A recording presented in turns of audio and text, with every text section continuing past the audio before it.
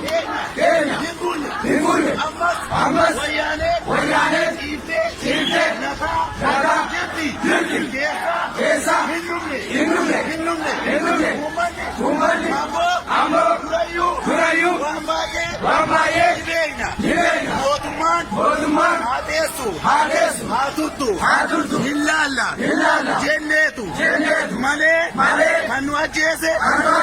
kan nu jaamse kan nu cabse kan dabarsee nu kennaa ture asuma jira yeroo mootummaan kun afaaniin nageenya labsaa uummata keenya